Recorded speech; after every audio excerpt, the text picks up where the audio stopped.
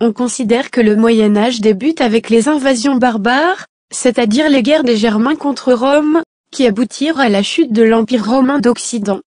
Pour l'Afrique du Nord, on considère l'arrivée des Vandales, avec les Alains, leurs alliés, en 429, comme étant le passage de l'histoire de la Libye antique à la Berbérie médiévale. C'est ainsi qu'en 429, la ville passe sous domination vandale. En 442, un traité entre Romains et Vandales permit aux Romains de récupérer Icosium. Mais en 455, l'Empire romain n'est plus, et Icosium redevient vandale sous le règne du roi Genséric. Les populations catholiques romanisées seront alors persécutées. Pour la période dite byzantine, que j'appellerais plutôt époque des royaumes berbères chrétiens, un seul événement est à retenir. En 533, Icosium, à peine contrôlé par les Byzantins, fut attaqué par des tribus berbères. On peut penser qu'Icosium resta depuis cette date contrôlé par les Berbères. Le passé médiéval d'Alger nous apparaît comme un épais tissu de brume parfois traversé par de brèves éclaircies. Le nom même de la ville pose un problème. Ainsi, Mouloud Gueye décrit qu'elle s'appelait Amazranite, en référence à la tribu berbère des Mazrena qui habitait la ville. D'autres sources donnent l'appellation de Argil, qui signifierait le lieu couvert, et qui dérive de la racine berbère ergel, qui signifie à son tour fermé ou bouché.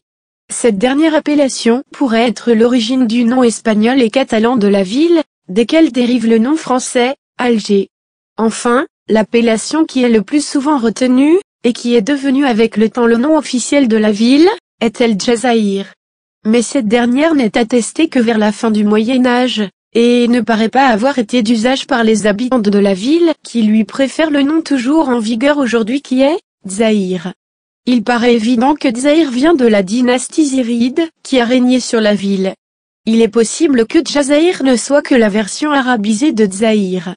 Tout comme il est possible que les deux noms ont des origines distinctes et que Djazaïr vient de terme arabe de Djazira qui désigne une île. Il est toutefois utile de signaler que le terme Djazaïr est absent du dictionnaire arabe et que le pluriel de Djazira est Djouzour. Enfin, il paraît comme évident que le terme d'Icosium devait sûrement être toujours en vigueur, pour désigner Alger du moins jusqu'à la moitié du Moyen Âge. Toutefois, les auteurs arabes relatant les étapes de la conquête, ne mentionnent jamais ce nom. La cité, tournée vers la mer, protégée par l'écran de la montagne Kabyle, semble vivre en marge des grands événements qui vont bouleverser l'Occident. Il faut attendre le Xe siècle pour trouver mention d'Al-Jazaïr chez des auteurs orientaux. Ibn Khal, un commerçant de Bagdad qui parcourt le Maghreb au Xe siècle, dut visiter la ville vers 950. Il fait état de son enceinte robuste, sans doute était-elle un héritage de l'Antiquité. Il évoque ses marchés, ses sources, il admire les vastes plaines qui l'entourent et la montagne peuplée de Berbères. Cet arrière-pays lui paraît riche grâce à l'élevage de bœufs et de moutons et à la pisciculture. Le beurre et le miel sont si abondants qu'on en exporte. Un détail est à retenir. Il y a près de la ville, à une portée de flèche, une île qui lui fait face. Lorsqu'un ennemi les attaque, les habitants se réfugient dans cette île, s'y mettent en état de défense, et y trouvent un abri sûr contre ceux dont ils redoutent l'agression. Il semble ainsi attester que les fortifications avaient surtout, initialement, été prévues pour parer des attaques venues de la mer, d'où l'on peut en déduire qu'elles étaient assez vulnérables dans ces parties supérieures vers l'intérieur des terres. Au Xe siècle, le danger semble bien venir des régions centrales du Maghreb. Repli de populations berbères refoulées par l'avance des conquérants, incursions arabes, attaque des tribus zénètes ennemies. Al-Maqdisi rapporte pratiquement la même chose sur Alger. Il faut alors attendre le XIe siècle pour trouver quelques maigres détails chez Al-Bakri, frappé surtout par les vestiges antiques de la ville. Il note la présence d'un amphithéâtre pavé de mosaïques, et les ruines d'une église. Il mentionne également l'existence de souks et une mosquée cathédrale, peut-être l'actuelle grande mosquée. Il trouve le port bien abrité, et fréquenté par des marins de Tunisie, d'Espagne et d'autres pays. Al-Idrissi fait état de puits, complétant les apports d'eau des sources. Alger est une ville très peuplée, dont le commerce est florissant et les bazars très fréquentés, avec des fabriques bien achalandées. Ainsi, jusqu'au XIIe siècle, Alger nous apparaît comme une cité portuaire dotée d'un arrière-pays immédiat riche, peuplé essentiellement de Berbères.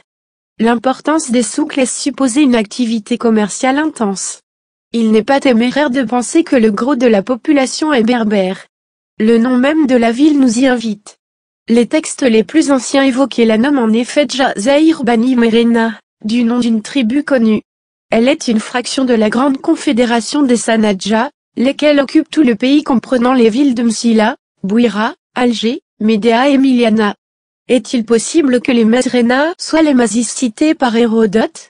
C'est fort possible. Les Mazrena avaient pour voisins et rivaux les Tolkata, qui ne devaient pas tarder à s'imposer par l'importance politique de la famille de Ziri, fils de Manad, allié des Fatimides. En récompense de ses loyaux services, Ziri est autorisé par le calife fatimide Al-Mansour à construire sa capitale, Achir, obtenant de ce fait la souveraineté sur le pays occupé par sa tribu, et sur les territoires qu'il pourrait conquérir. De plus, Al-Mansour autorisa le fils de Ziri, Boulourine, à prendre possession de 3 villes. Médéa, Miliana et Alger. Boulourine est aujourd'hui considéré comme le fondateur d'Alger. En réalité, Alger existait depuis l'Antiquité et Boulourine n'a fait que remanier la ville. On considère que la Casbah telle que connue aujourd'hui est l'œuvre de Boulourine.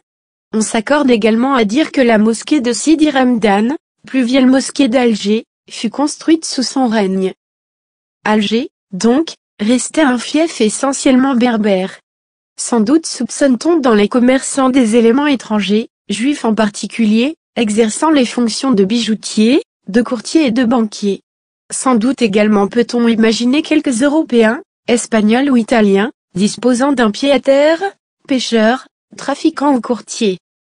La ville ne joue qu'un rôle secondaire lors des grands bouleversements qui secouent le Maghreb aux XIe et XIIe siècles. Elle fait partie tour à tour du domaine des Hammadides, puis de celui des Almoravides, marquant la pointe extrême de l'avancée vers l'est des hommes voilés. En dépit du silence des textes, on peut penser que l'occupation almoravide fut très effective, suffisamment au moins pour qu'ils y bâtissent la grande mosquée, conservée de nos jours. En 1151, les Almohades s'en emparent d'assaut avant d'aller donner le coup de grâce aux Hammadides de Bougie. Vers 1190, les Banu Rania, qui sont le dernier carré des Almoravides alors réfugiés aux Baléares, marchèrent sur Alger. Ali ben Itzhak ben Rania dirigeait personnellement l'expédition. Il y laissa Yahya ben Tala en qualité de gouverneur. Peu de temps plus tard, la population d'Alger se souleva contre Yahya ben Tala, qui en était gouverneur. Ils le firent prisonnier et le remirent au chef almohade Abou Zeyd dès son arrivée. Tous les prisonniers furent décapités à l'exception de Yahya. Entre-temps, le Maghreb central subit, après la Tunisie, la présence encombrante de nomades arabes. Alger n'est pas à l'abri de ces infiltrations, où des éléments Adbej et Djoucham sont signalés. Mais le groupe le plus important est constitué de Maakil et, plus particulièrement, de la fraction des Talaba, qui vont créer, au XIVe siècle, une dynastie locale de magistrats, à la tête d'une sorte de sénat bourgeois. Alger ne peut cependant subsister qu'en louvoyant entre ses puissants voisins. Les Yanides de Tlemcen doteront la grande mosquée almoravide d'un minaret. Les Marinides de Fès marqueront leur présence en édifiant une madrasa. Enfin, Alger finira par faire allégeance aux Hafsides de Béjaïa, eux-mêmes sous tutelle de Tunis. C'est ainsi qu'Alger avait son gouvernement particulier, qui tenait de la forme républicaine. Elle eut, parfois, il est vrai, pour gouverneur, les fils des souverains dont elle était censée dépendre. Mais elle ne manquait jamais de répondre par la révolte aux prétentions de pouvoir absolu que ses chefs honorifiques s'avisaient de mettre en avant. Le 2 janvier 1365, un tremblement dévastateur frappe Alger. La ville est complètement détruite et une centaine de répliques sont recensées la nuit d'après. Le bilan humain est très lourd et une partie de la ville est inondée. La Casbah a été en partie reconstruite après ce séisme. Ce XIVe siècle verra également l'apparition de la peste en Afrique du Nord. La grande pandémie de peste appelée peste noire, qui fera entre 75 et 200 millions de morts, frappa durement la côte africaine. Les sources sont muettes quant au bilan humain à Alger, mais on ne peut que supposer un lourd bilan, sachant que la peste faisait à son pic dans les 1500 morts par jour à Damas, et que selon Ibn Khaldoun, les villes du Maghreb furent dépeuplées après le passage de la peste. Peut-on avoir une idée de l'état de la ville à la fin du XVe siècle? Jean-Léon l'Africain écrira ceci. Alger est très grande et fait dans les 4000 feux. Ses murailles sont splendides et extrêmement fortes, construites en grosses pierres. Elle possède de belles maisons et des marchés bien ordonnés dans lesquels chaque profession a son emplacement particulier. À la fin du Moyen Âge, Alger commençait déjà à ressembler à l'actuel Casbah. Avec ses habitations mauresques et ses ruelles étroites, abritées derrière d'imposants remparts. On retrouve le palais de Djenina, qui dominait l'actuelle place des Martyrs, ainsi que la mosquée de Sidi Ramdan, qui est la plus ancienne d'Alger, et la grande mosquée construite par les Almoravides, qui devait être une église à l'origine. Une autre mosquée, construite en 1436, qui se trouvait derrière l'actuelle mosquée Ketchaoua, et sera détruite et reconstruite par les Turcs avant d'être démolie par les Français. À l'extérieur des remparts, au-delà de la porte Bab el-Oued, se trouvait le cimetière, où sera érigé, en 1471, le mausolée de Sidi Abderrahmane. Son importance commerciale, ses richesses, la ville les doit surtout, à n'en pas douter, à la course. Elle s'adonne depuis longtemps à la piraterie en Méditerranée. Ibn Khaldoun rapporta qu'en son temps déjà, Alger était un port de pirates. Les exploits de ces corsaires finiront par provoquer la réaction des chrétiens. Ferdinand d'Aragon contrôle la côte, il neutralise Alger en fortifiant un îlot, le Pénon, qu'il donne d'une redoutable artillerie braquée sur la cité. Le 13 janvier 1510, les délégués d'Alger signèrent une capitulation, par laquelle ils reconnaissaient la suzeraineté de l'Espagne. Le vainqueur stipula, en outre, que le sultan d'Alger, Salim Toumi, chef d'État là-bas, et celui de Ténès, qui avait accepté les mêmes conditions, irait à Burgos, rendre hommage en personne au monarque espagnol, au pied même de son trône. Tous deux s'y présentèrent, en effet, munis de riches présents et suivis de 130 esclaves chrétiens, dont ils avaient brisé les chaînes. Pour assurer l'exécution du traité, le comte Pierre de Navarro, qui avait auparavant pris possession de Béjaïa, construisit à grands frais sur le principal îlot qui faisait face à Alger, îlot que le géographe Bekri avait appelé Stofla, une solide forteresse, appelée le Pénon, destinée à tenir en respect les Algérois, et à assurer la perception du tribut annuel. La base d'une grosse tour qui faisait partie de la forteresse existe encore aujourd'hui, et supporte la tourelle du phare. À la population traditionnelle citée, sont venus s'adjoindre des éléments arabes et des réfugiés andalous, nombreux après la prise de Grenade en 1492. D'abord chiite, le rite malékite a été introduit à Alger par les Almoravides. Comme ailleurs sur la côte maghrébine, le soufisme, mêlé à d'anciennes pratiques animistes, était le principal courant du petit peuple. On citera comme exemple le maître soufi Sidi Abderrahmane, principale personnalité soufi d'Alger de la fin du Moyen Âge, auteur de plus de 60 ouvrages.